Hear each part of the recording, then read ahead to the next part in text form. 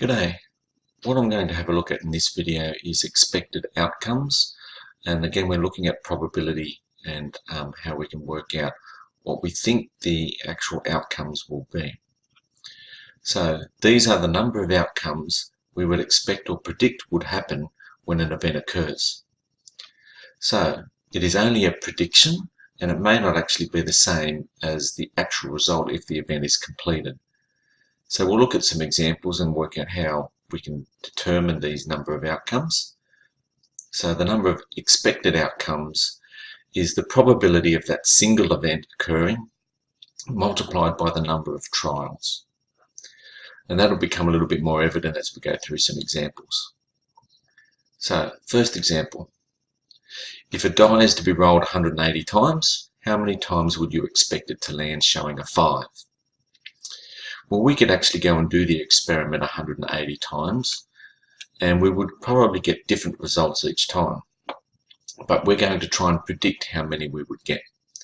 So first of all, to work out our expected outcomes, the probability of getting a 5 on a die is 1 in 6, because there's 1 5 out of the 6 possible outcomes. And then what we're going to do is we're going to multiply that by the number of trials or times we're going to do that event. So 1 6 times 180. So if we were to do that 180 times, then we would expect that we would get a 5 30 times. So that's what we mean by expected outcomes. So let's look at a second example.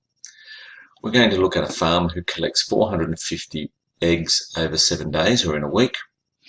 And out of those 450, she finds that 25 of them are bad or rotten or no good, whichever terminology you want to use.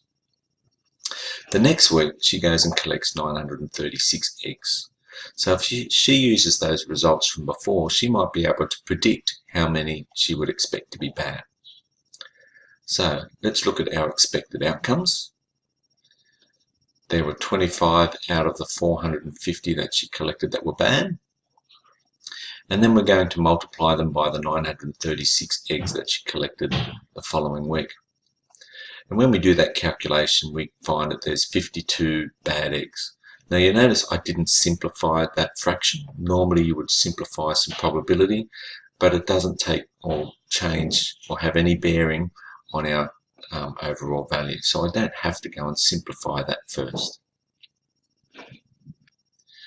So let's look at a third example. We're going to have a look at when a pair of dice are rolled. Now, first of all, when our pair of dice are rolled, we're going to find out what is the probability of the dice totaling 9. Well, we know that one die has 6 possible outcomes, and the second die has 6 possible outcomes. So from a previous video, I've shown you how we come up with not only the sample space or the list of all possible outcomes, or also how to determine how many different possibilities there are. So 6 for one die, 6 for the other, multiply them together and we get 36 different possible outcomes. So for a die or for a pair of dice, how do we total 9? Well, we can either have a 3 and a 6, or the reverse, a 6 and a 3.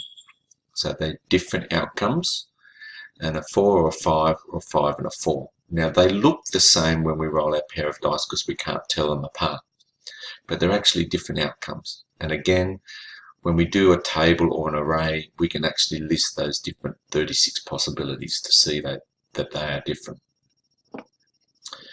Alright, so let's work out the probability of a total of 9.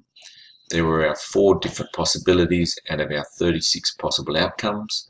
And as I said before, we should actually simplify this because we're not doing our calculation yet. So simplify fractions and we find that 4 over 36 is a 1 in 9 chance of a total of 9 from a pair of dice. Okay, let's take it a little bit further. We're actually going to roll the dice 540 times. So how many times would we expect the total to be 9? Well, we're going to use this result from before. We expect 1 in every 9 rolls that we get a 9. And so our expected outcomes is our 1 in 9 times 540 times that we're rolling the dice. and we would expect that we get a total of 960 times out of those 540.